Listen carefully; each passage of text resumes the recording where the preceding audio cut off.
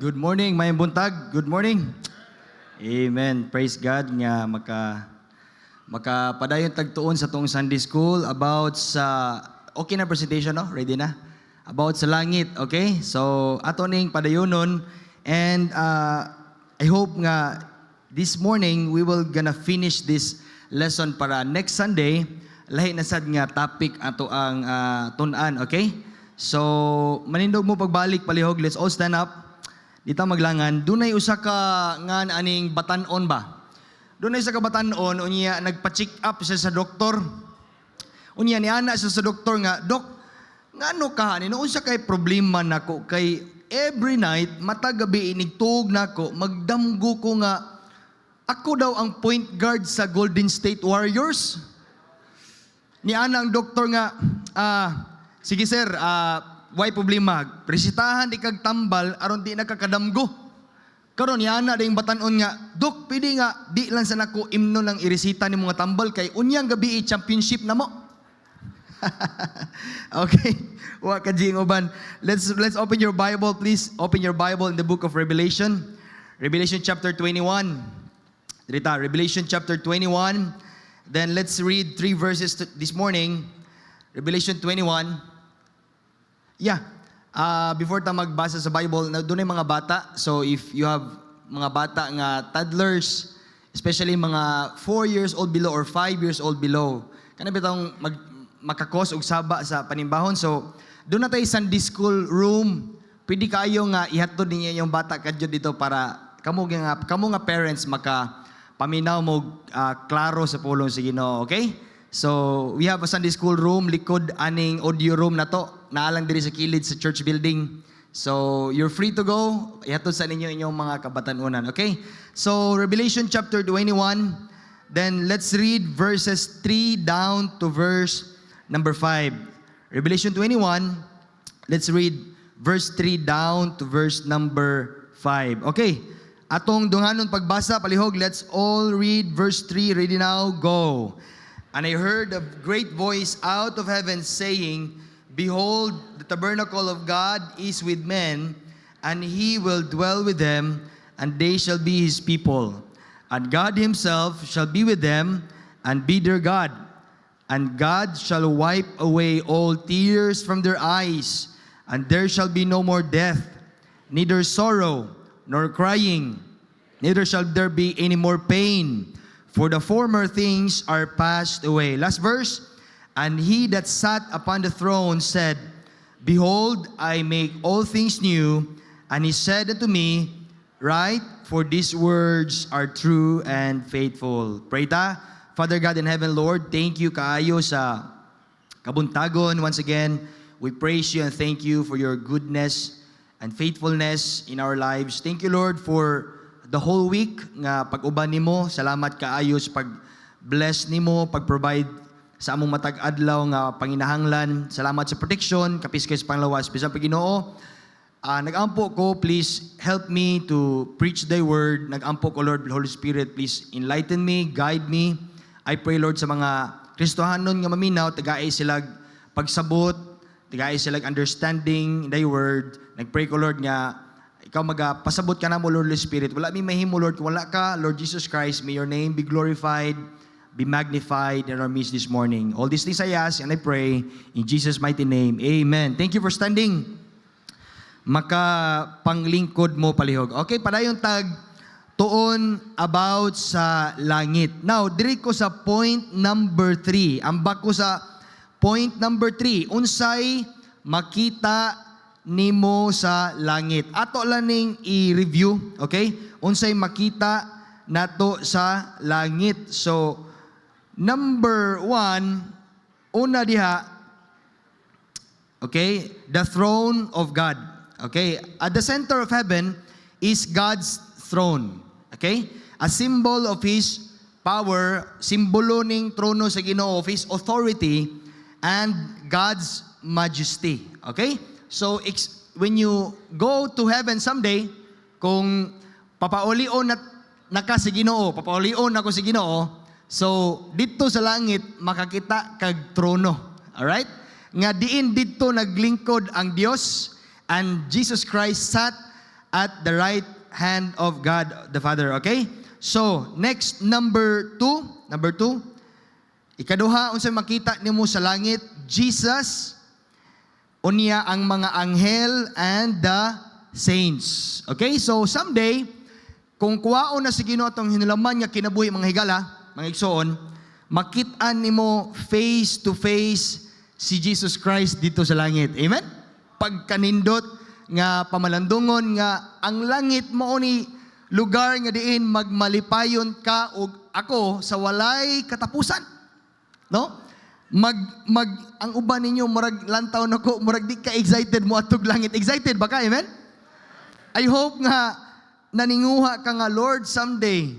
Salamat nga naghatag kag kaluwasan. Thank you, Lord, kay as I accept Jesus Christ akong kasing-kasing, I'm sure I'm going to heaven, and someday makita nimo si Jesus Christ face to face. And not only Jesus, but also angels and the saints. Ang saints diha, buot pasabot, katong mga Kristohanon, mga tao, believers that have already accepted Jesus Christ, but niuna na sa langit, and then someday makita nimo ang imuhang mga parente nga naluwas, higala, amigo nga naluwas, and someday managkauban ta dito sa langit. Okay? I hope nga kalaro na siya. And then, unsay makita nimo sa langit, ikatulo. Number 3, makakita ka dito og heavenly city. Okay? So, unsa man ang heavenly city dito sa langit, Pastor? Makita nimo dito ang streets of gold. O, di ba? Pagkanindot nga pamalandungon, doon na say gates made of pearls. Oh. And then walls, ang mga bungbong or ang paril, no? Coral. Walls adorned with precious stones and your mansion in heaven. So salamat nga doon na nindot kayong paglaom nga nagpaabot nato someday kung kwaon naman gani atong hinulaman nga kinabuhi. Timan iha, ang imong kinabuhi ug akong kinabuhi hinulman ra gyud nato sa Ginoo. Amen? Napa mo? So dili gid kitay tag-iya niini. So maski pag unsaon mo paningkamot nga nindot na it's good to exercise, it's good to take vitamins, it's good to eat healthy foods. There's no wrong with that, pero pagkatinuod lang ang imong kinabuhi dili ikaw ang nagkontrol. Someday your body will fail you, magkasakit ka, di ba? Eventually unsay mahitabo sa imong panglawas, but salamat kay ang usa ka Kristohanon, if you're saved this morning, salamat nga doon na tayo paglaom dito sa langit. Amen? Kay kanuman, kani atong lawas, as I've said, alisdan ni sa Ginoo og glorified body. Kaning lawas na to karon, it is corruptible body. Madunot, magsakit, maluya, unsa pa man, mababati nimo, mukusnot ang imong panglawas, di ba? Dili ni siya forever nga mulungtad ning atong lawas. Muidaran gyud ta kasi may mga tapad nimo diha nga idaran na, di ba? Kisay 60 na above, di ba? Daghan kitag mga elders or mga idaran diri sa church. Di ba? Someday yung people, yun anda sad ang padulngan nimo atong lawas, di ba? Pero salamat ta kay dunay paglaom someday during rapture alisdan sa Ginoo ato ang lawas o glorified body. Sama sa lawas ni Jesus Christ when He resurrected, when He ascended up to heaven. Salamat nga doon natin paglaom sa langit. Isn't it? Amen? Now, ikaapat, unsay makita nimo sa langit. Now, number 4, you can see in heaven a river of life and the tree of life. Okay? A river of life and the tree of life. Di ba? You remember tree of life? When Adam, the first man nga gibuhat sa Ginoo, tree of life is in the midst of Garden of Eden. And then when Adam nakasa, di ba? O si Eva nakasa sila sa Ginoo, di ba dunay cherubim nga nagbantay sa tree of life in the midst of the garden? Kaya naman, once they eat of that fruit of the tree of life, mahimo silang immortal, and that's not the design of God, di ba? Mo na nga by one man sin entered into the world, di ba? Ingon ng Romans. Mo na nga karon hangtod sa tong generation karon napanunod nato ang sala, di ba? Kani ato ang lawas. Yes, this body is prone of sinning. Kamo ba? Moangkon pa mo nga ang inyuhang lawas kini atong unod makasasaha pa ni. Amen? Yes. Akong punto, dilibot pasabot, save na ka. Paminawa? Dilibot pasabot, save na ka. You can do all good things sa imuhang kinabuhi. No. Makasa, gyapon ka. Pero ang nakanindot lang, kung makasa ka, manghayo lang kagpasaylo sa imong amahan nga nasa langit. Amen? Kay anak naman kaniya. By the way, atong sala, when you accepted Jesus Christ, our sin from before, no? From past, from present, and from future are already forgiven by God, by Jesus Christ. Pero, timan God forbid, kung magpakasala ka, kung maglunang ka pagpakasala ka naman, doon na ibunal nga ihatag ang Ginoo dinha sa imong kinabuhi. Okay? So I hope nga klaro na ninyo mga igsuon. Now, derita. Number 4, tiwas ta diri, dirita magpadayon. Number 4 nata, unsay buhaton nato sa langit. Pastor, unsa may buhaton di ay nato sa langit? If you're taking notes, now this is the time that you can continue taking notes. Unsay buhaton nato sa langit. Now, number 1, next slide please. We will worship God. Oh, dito sa langit, we will worship God. Okay, ato lang taon in Revelation chapter 7 in verse number 9. Ang tawag ni sa Bible, Revelation 7 verse 9. After this, I beheld, and lo, a great multitude, dunay daghan tao, which no man could number, of all nations and kindreds and people and tongues, stood before the throne and before the Lamb, clothed with white robes and palms in their hands. When people, now kadiadto katong panahon ni Jesus Christ, when people bring palms in their hands, they are worshiping Jesus Christ, di ba? Okay, now Revelation 7 verse number 10, in verse number 10, and cried with a loud voice, saying, Salvation to our God which sitteth upon the throne and unto the Lamb. Oh, gidayeg nila ang Ginoo, they worship God. In another verse, Revelation 4 in verse number 9. Revelation chapter 4 in verse number 9. And when those beasts give glory, nihatag silang paghimaya, give honor, and give thanks to him that sat on the throne. What is that? That's worship. And who liveth forever and ever. In verse number 10, landawa, the 24 elders fall down before him that sat on the throne, and worship him that liveth forever and ever. That worship Jesus Christ, God the Father, and cast their crowns before the throne, saying, unsa may giingon? Now, in verse number 11, Thou art worthy, O Lord, to receive glory and honor and power, for Thou hast created all things, and for Thy pleasure they are and were created. Kanta ba yan eh? Thou art worthy, Thou art worthy. Kabalo ka someday, paminawa, kung imo lang taon in verse number 10, baliki gani in verse number 10, day. Verse number 10, ang tawag niya, and cast their crowns before the throne. Paminaw, someday, you and I, you will cast your crowns nga madawat sa Ginoo before the throne, before the feet of Jesus Christ. Amen? Muna nga, paminaw, pangalagad yun sa Ginoo aron naa kay madawat nga corona someday. Corona?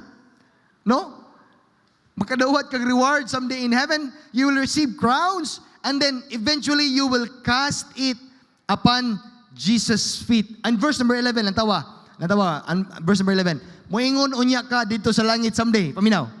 Someday, moingon ka, Thou art worthy, O Lord, to receive glory and honor and power, for Thou hast created all things, and for Thy pleasure they are and were created. Unya, kung di ta mga lagad, kung di ka mubuhat og pagpangalagad sa Ginoo, unsa may imong ika-cast out. Nakuha ninyo ako punto, napa mo, amen? Unsa may imuhang, kamo, mga trabahante sa SLB, mga batanon. Unsa may imuhang ika-cast out. at Jesus' feet, di ka mauwaw someday sa langit. You know, don't get me wrong, don't be hurt. Pero, paminaw, someday, dapat doon na kay maitsa, mahatag nga korona diha atubangan sa Ginoo. Muna nga pangalagad yun, amen? Pangalagad yun. Kung naa kay opportunity makashare sa pulong sa Ginoo, soul winning, do soul winning. Paghamit sa Ginoo, kung sa'y mabuhat nimo sa church, ayaw nagulata nga, pastor, unya lang ko inig ka youth conference. Ayaw nagulata nga, doon natin event sa church nga diha pa ka mag-involve, amen? Dapat involved na kadaan. Kaya naman, lisod kaayo nga someday, mupauli ka sa langit, and you cannot receive crowns.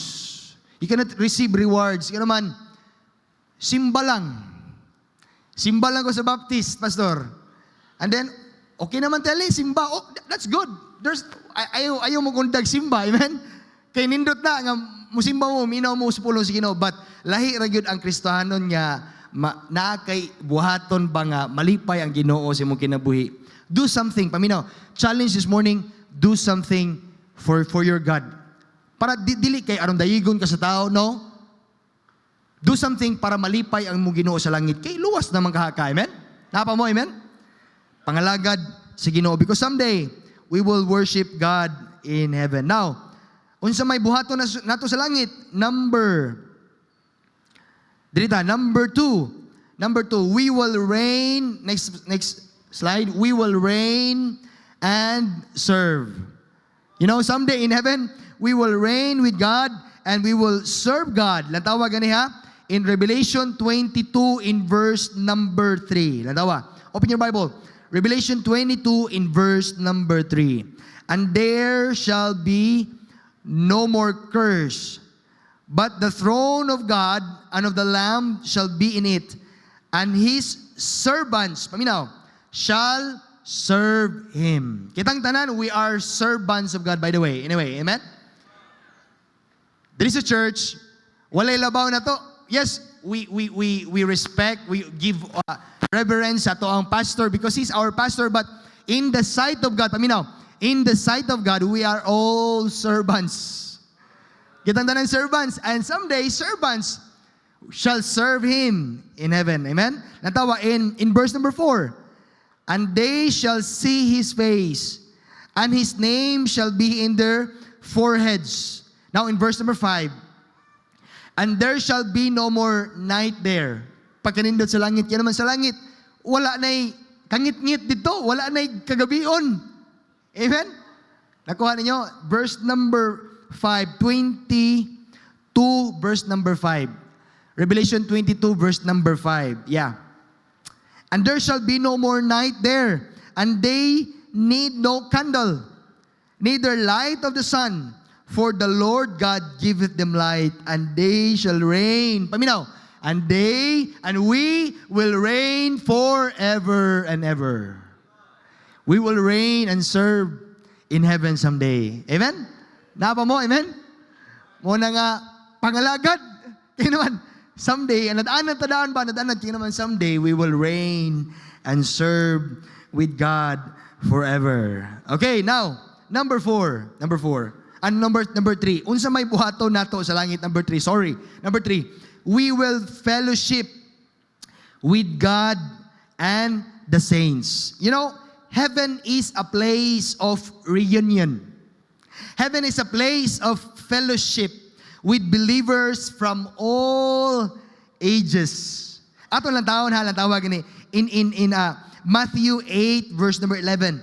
Look at Matthew 8 verse 11. In the Bible, and I say unto you that many shall come from east, many shall come from west, and shall sit down with Abraham, Isaac, Jacob in the kingdom of heaven. Don't you know someday, paminaw, when I say heaven is a place of reunion and a fellowship with the believers from all ages, when I say that, makit-an nimo sa langit si Abraham, si Isaac, si Jacob, and all the, katong mga karaan ng mga Bible characters someday in heaven, mamit ni mo sila dito. Amen? And then you will fellowship with them. So, ang pangutana, kinsa may imong ika-fellowship sa langit? Na, kabalo ka sa langit for all eternity, we will be there. And then, sa walay katapusan, makig-fellowship ka sa mga Bible character nga imong ganahan. Oh. So the question is, kinsa may imuhang ganahan nga, excited ka nga ma-fellowship dito sa langit someday, di ba?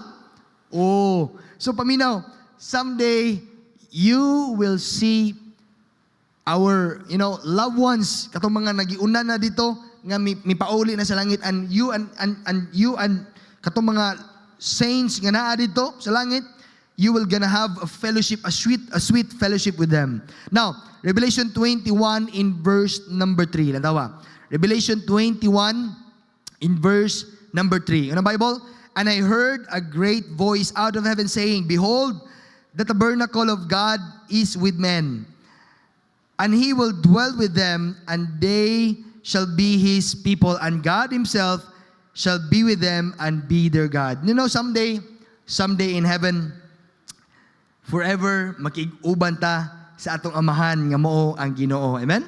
We will be reunited with our loved ones and those people nga nagdawat ni Jesus Christ as their Lord and Savior. Mo na nga, nindot jud kaayo ang lugar nga langit.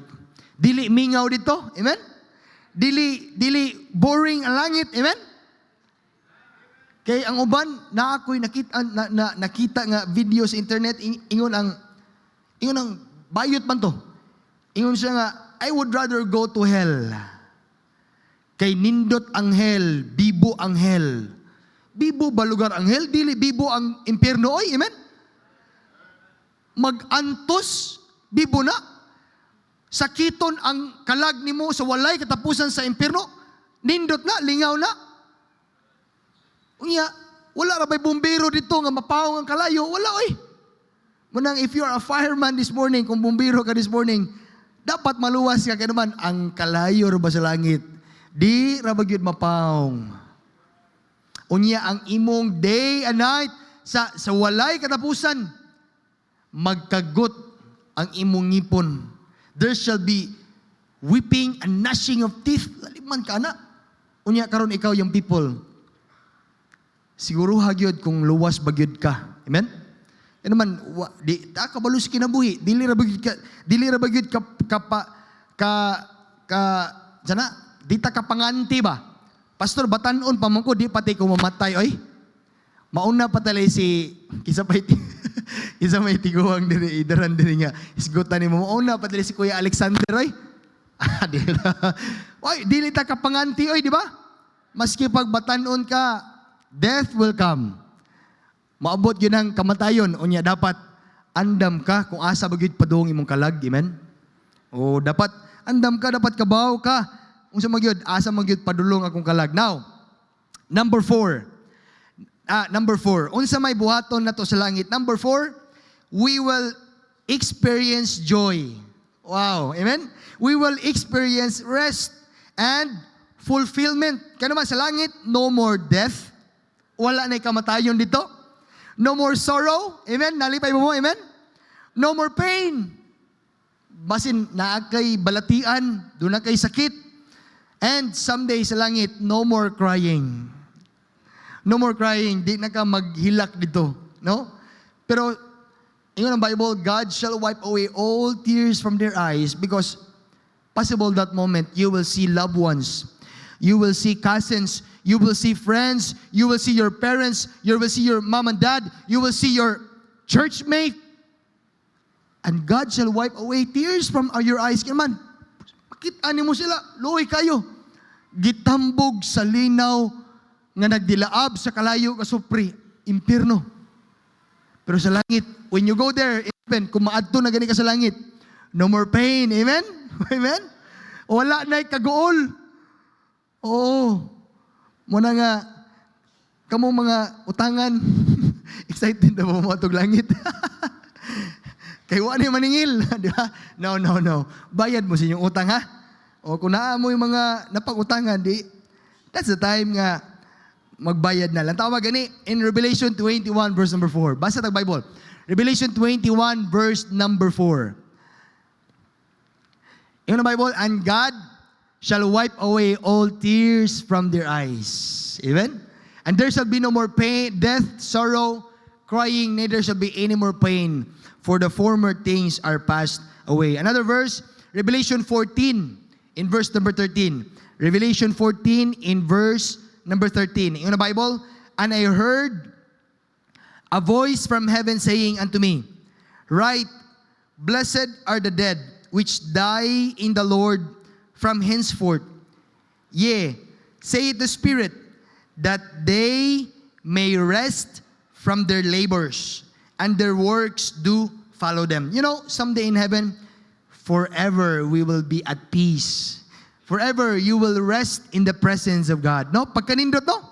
Doon na natay walay katapusan nga kapahulayan dito sa langit. Amen? Oh, diri sa kalibutan, usahay, maglisod na ginhawa. No? Diri sa kalibutan, maglisod na, mag-apas kasi mo ginhawa. No? Pero sa langit, no. There will be, you will experience eternal rest. Oh, another verse, Psalm number 16 in verse number 11. Psalm number 16 in verse number 11. In the Bible, Thou wilt show me the path of life. Lantawa, in thy presence is fullness of joy, and thy right hand there are pleasures forevermore. Paminaw, sa presensya sa Ginoo, someday, dito sa langit, there will be fullness of joy. Di ba? Usahay, manggod, ang happiness, paminawa, ang happiness, diri na sa kalibutan. Paminaw, yung people, happiness is diri na sa kalibutan, but kung gusto kag makatagamtang o kanang real joy, kanang lahi man ang joy sa happiness, kay kanang happiness, malipay lang ka karon pag human, pagkatotoo, di na po ka malipay, di ba? Di ba, yung naana ang happiness sa kalibutan, pero kung doon na kay joy nga gikan sa Ginoo, kanang kalipay ba nga gikan joy, di ba? Gikan sa Ginoo, that's forever, amen? Muna nga salamat ta kay iyan na ta sa Ginoo, nalipay ba mo, amen? Kaya naman, kung ako, pagkabahaw na ko nga, Lord, thank you, kaya naman iyan ako nimo, di ba? And then, in the Bible, you will have fullness of joy. No, salamat sa Ginoo for the joy nga iyang gihatag sa ato. Every time we come and serve, we come to church every Sunday, every midweek, doon na tayo joy nga naa sa tong kasing-kasing nga dili ma-explain sa kalibutan. Amen? Oh, doon na tayo joy nga naa sa mong kasing-kasing nga dili ma-describe sa kalibutan mga isoon. Kaya naman, ang joy nga naghatag nimo mao ang mong Ginoo nga nasa langit. Amen? Now, lantawa. Number 5, dito maglangan. Dito sa last point sa ato ang gitun-an about langit. Now, number 5. Next slide. Unsa may imong buhaton aron makaadto og makapuyo ka sa langit. Practical. Unsa may imong buhaton aron makapuyo ka or makaadto ka sa langit. Now, letter A. Dapat dili nimo oy paagi ha nga makaadto ka sa langit. Lantawa, letter A, dili pinaagi, unsa man? Dili pinaagi sa paghimo sa mga maayong buhat aron ka mahilangit. So monay dili paagi. Now, you need to realize, dili pinaagi sa maayong buhat, pagbuhat og maayo aron ka mahilangit. Di man ha? Maski pag unsaon nimo buhat og tinarong, maski pag unsaon nimo buhat og maayong butang, kung maayong buhat lang sa liga nimo good works, I tell you, you will fail. Kaya naman dili tanang maayo, dili tanang binuhatan nato maayo. Amen? Mo na nga dili pinaagi sa pagbuhat og maayo mahilangit ang tao. Ephesians 2:8 and 9, for by grace are ye saved through faith, and that not of yourselves, it is the gift of God. Yun ang verse number 9, not of works, lest any man should boast. Isaiah 64 verse number 6. Lantawa, real quick, Isaiah 64 in verse number 6. Lantawa, unsa kahugaw atong mayong binuhatan, but we are all as an unclean thing, and all our righteousnesses are as filthy rags. So kung maayong binuhatan makapaadtog langit, walay tao nga makaadtog langit. Okay? Nasabtan ko ninyo? Now, unsay buhaton nimo aron makaadto ka langit, mo ni sakto nga paagi. Number 2. Next slide, number 2. Mutapos na ko. Number 2 ni ana diha, saligi og dawata si Ginoong Hesukristo. Sulod sa imong kasing-kasing isip imong personal nga mangluluwas. By faith, God wants you, Jesus Christ wants you to receive Him. Isip imong mangluluwas aron ikaw makaadto sa langit. Lantawa in John 14:6, John 14:6, ingon ang Bible. John 14:6, Jesus said unto him, I am the way, the truth, and the life. No? Ingon ang Bible, Jesus Christ said, I am the way. No? Siya lang ang dalan. Oh, klaro ba? Unsa pa ilain diha? The truth, ang kamatuoran ug ang kinabuhi, no man cometh unto the Father. Dili ta kalaktaw, dili ka kaadto sa langit, di ka shortcut dito. Dapat doon na kay ticket, and that ticket is the Lord Jesus Christ. Thank God. November 14, 2004, Sunday morning, ni-attend ko juniors class sa Sunday school sa mga junior. I accepted Jesus Christ as my Lord and Savior. That day, my name was written in heaven. That day, I got saved. And because of Jesus Christ, akong nadawat, makaadto ko sa langit. Amen? Romans 10:9 lang tawa. That if thou shalt confess with thy mouth the Lord Jesus. Kung imong iluhon, you confess that Jesus Christ is Savior. Unya, dili lang kana, and shalt believe in thine heart, ug motuog kang kinasing-kasing, that God raised Him from the dead. Unsay saad sa Bible? Thou shalt be saved. If you are a visitor this morning, bisita ka na mo, pwede ka maluwas, pero dili pinaagi si mong kaugalingong pagpaningkamot. You need Jesus Christ. Believe Him. Accept Him as your Lord and Savior. Romans 10:13, another verse. Romans 10:13, for whosoever, si bisan kinsa nga mo tawag sa ngalan ni Jesus Christ, shall be saved. So maor na bugtong paagi sa kaluwasan. And that's the only way nga makaadto ko sa langit, through Jesus Christ nga madawat nimo sa imuhang kasing-kasing. Okay? I hope mga igsoon, nasabtan niyo how sweet, how amazing heaven is. Muna nga someday, usara gyud nga lugar nga magkita-kita ta. If you are saved. I don't know kasi mauna na to kamatay. Kay realidad mo gining kamatayon. But I know for sure, if you're saved, someday managkita-kita ta sa langit. Amen? That is our final home. Final nga puloy-anan. And for all eternity, paminaw, for all eternity, makig-uban ta sa Ginoo dito sa langit. Kana kung save ka. Muna nga siguro agyud, luwas na bagid ka this morning. Magampo ta, Lord, salamat kaayo Lord sa kabuntagon, salamat sa Sunday school. Ikaw magapanalangin ni ato. In Jesus' name I pray. Amen. We have a